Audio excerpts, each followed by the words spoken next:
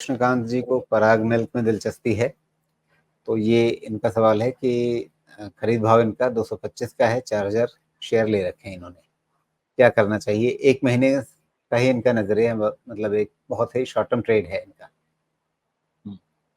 देखिए, जितने भी ये डेयरी बिजनेसेस है ना, ये मिल्क बिजनेसेस नहीं है, पहली चीज़ समझ लें आप।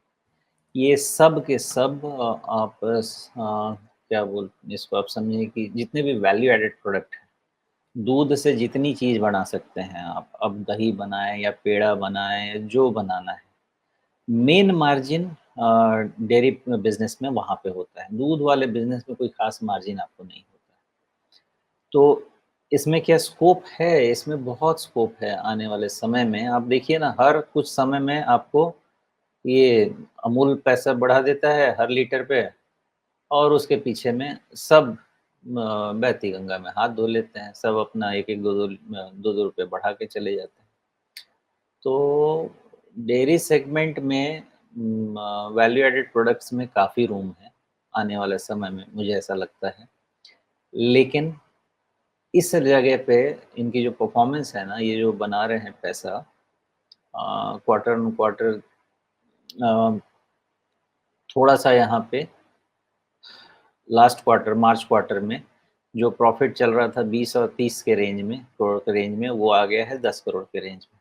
इसलिए यहाँ पे जब तक क्वार्टरली रिज़ल्ट इम्प्रूव नहीं होंगे ना, यहाँ पे थोड़ा-सा आपको डेंट लगेगा। अदर इनकम भी ठीक-ठाक है, तो इनको चक्कर क्या पड़ा फिर कम क्यों हुआ?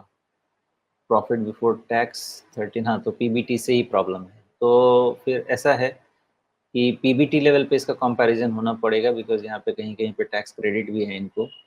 तो पीबीटी लेवल पे अगर हम आके देखते हैं, तो भी इनका थोड़ा-सा डिक्लाइन ही है। तो इस कारण से अभी प्राइस पे थोड़ा-सा स्ट्रेस रहेगा स्टॉक प्राइस पे। देखिए, समस्या के 2 लेकिन पहलू हैं। एक पहलू ये है कि हाँ, टॉप लाइन बढ़ नहीं रहा है। दूसरा पहलू हाँ, है कि मार्जिन इनका घट रहा है, तो उसका असर हाँ, सीधे-सीधे आपका पीबीटी और नेट प्रॉफिट दोनों पर आएगा।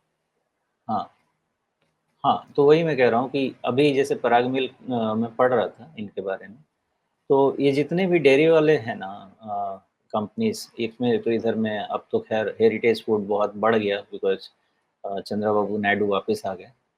लेकिन ये डेयरी बिज़नेसेस में क्या है, आपके पास बहुत आगे आने वाले समय में रूम है वैल्यू एडेड प्रोडक्ट्स बना के, जो भी मिल्क डेरिवेटिव्स होते हैं, उनसे बना के। उसमें मार्जिन का भी आने वाले समय में एक्सपैंड होगा और पराग का जो ब्रांड है ना, एक एस्टेब्लिश्ड ब्रांड है। इनके प्रोडक्ट्स का जो ब्रांड है, इनका जो ब्रांड इन्होंने किया है, शायद इन्होंने घी वगैरह का भी कुछ ब्रांडिंग किया हुआ है, नाम तो मुझे नहीं याद आ रहा, लेकिन ये सब अच्छा ब्रांडिंग ये कर चुके हैं।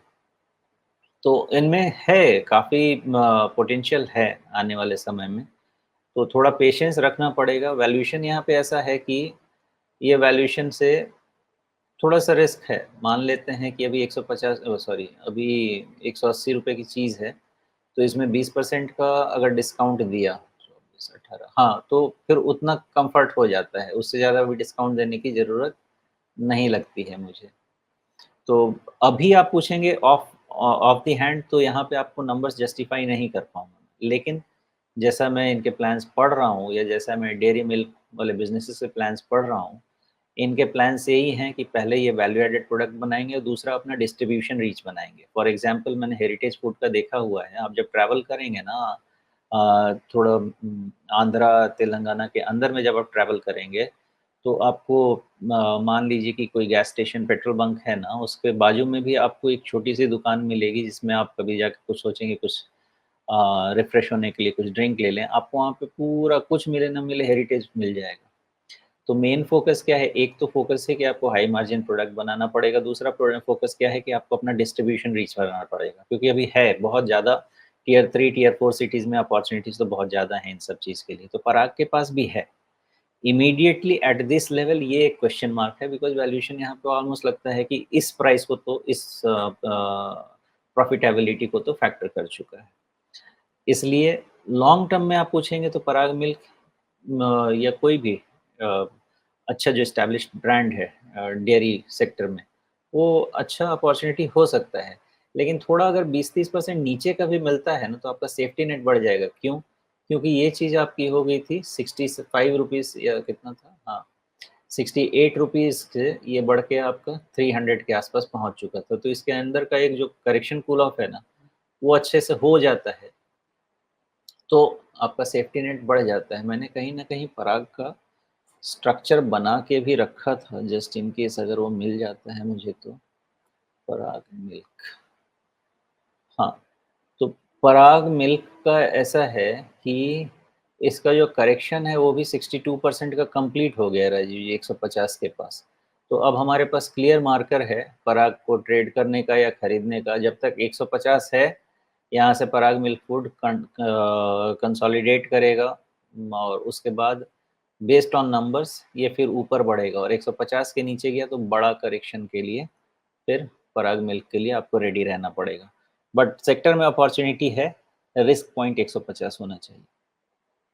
जी, तो यहाँ पे जो हमें रिट्रेसमेंट दिख रहा है उसके हिसाब से तो इसका करेक्शन पूरा हो गया हो सकता है, लेकिन हुँ, क्या इसमें एक बड़ा-सा हेड एंड शोल्डर भी देख सकते हैं इस तरह से, इस तरह की नेकलाइन के साथ? और अगर इस तरह का एक बड़ा हेड एंड शोल्डर बनता हुआ दिख रहा हो, वो उसके टारगेट तो और ज़्यादा डीप हो सकते हैं।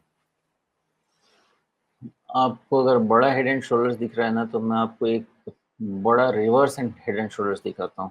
अपने इस हाँ, इस डेटा को ना आप 2018 से मंथली चार्ट पे ले लीजिए और फिर देखिए।